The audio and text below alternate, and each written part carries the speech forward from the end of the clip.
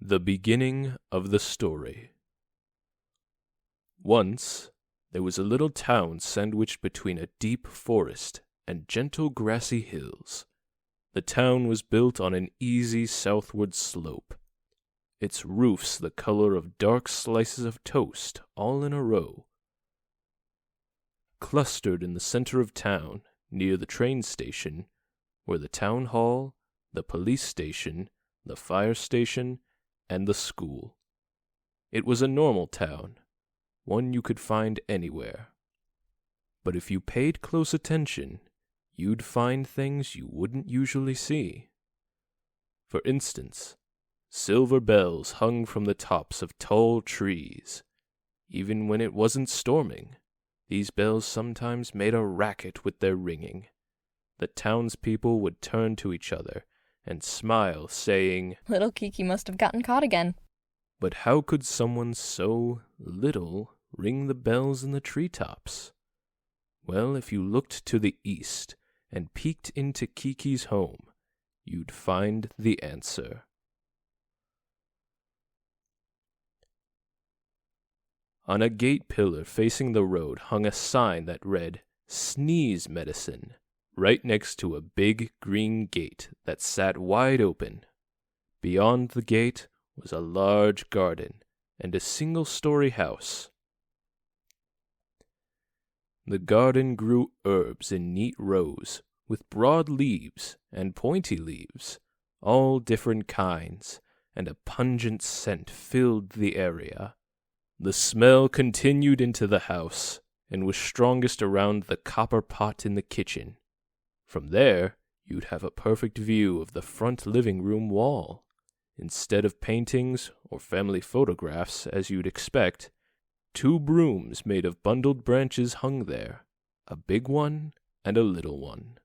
And from the living room, you could hear the family's voices as they gathered for tea.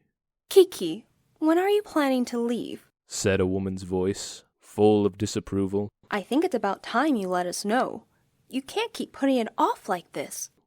"That again?" A girl spoke now, somewhat annoyed. "Don't worry, Mom. I'm your daughter after all.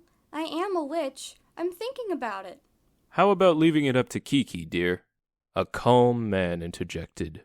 "Until she decides for herself, you can prod all you want, but it won't make a difference." "Yes, you might be right. The woman's voice rose slightly. I'm just anxious. I feel responsible, you know?" In this house lived a family of witches. Well, Kokiri, the mother, came from a long line of witches, and Okino, the father, was human. As a folklorist, he studied legends and tales about spirits and magic. Kiki was their only child, soon to turn 13. The 3 were talking over tea about Kiki's coming-of-age day. When daughters of witches and humans reached the age of 10, they decided whether to follow tradition and live as witches themselves. If a girl picked this path, she promptly learned her mother's magic and chose a full moon night of her 13th year as her coming-of-age day. For a young witch, this meant leaving her parents' house and moving to live on her own in a town or village in need of magic. Of course, finding a witchless town on her own is a difficult thing for a little girl to do, but over the years, witches' power had grown weaker, and their numbers had dropped.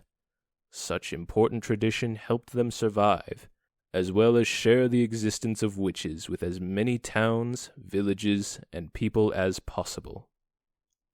At age 10, Kiki had decided to become a witch and learn Kokiri's magic right away. Kokiri had 2 magic abilities. The first was growing herbs to make sneeze medicine, and the second was flying through the sky on a broom. Kiki quickly got the hang of flying, but as she grew older, she often found herself distracted by all sorts of things. For example, the big pimples that started appearing on the sides of her nose, or deciding which dress she would wear to her friend's birthday party. Whenever that happened, her broom would suddenly start to fall. One time, she was so busy thinking about the scratchy new underwear she was wearing that she ran right into a power line. Her broom broke into pieces, and Kiki herself ended up with bumps on her nose and both kneecaps. Soon after, Kokiri tied bells to the tall trees of the forest.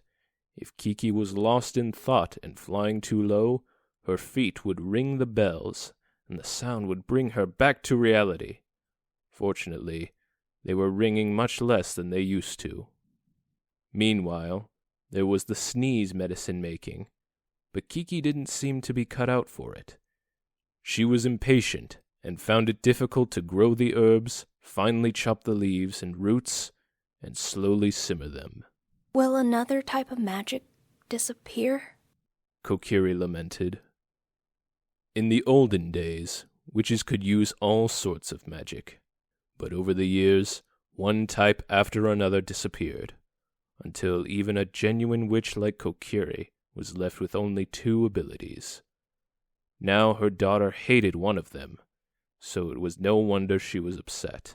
But it feels so much better to fly through the sky than stir a pot. Kiki didn't see what the issue was. At these times, Okino would try to cheer Kokiri up. Well, we can't force it. Maybe someday lost magic will be relearned. Plus she has her black cat, doesn't she? Witches have long been accompanied by black cats. One could say that's another type of magic too. When a witch has a baby girl, she searches for a black cat born around the same time and raises them together. As they grow, the cat and the girl learn to speak to each other in their own language. Kokiri used to have a cat named Mimi, and Kiki had one as well, a little black cat named Gigi. By the time the girl came of age, the cat would be a precious companion and someone to turn to during good times and bad. Eventually, the girl would grow up and find a new companion to take the place of her cat. The cat would also find its own partner, and from then on, the pair would live separately.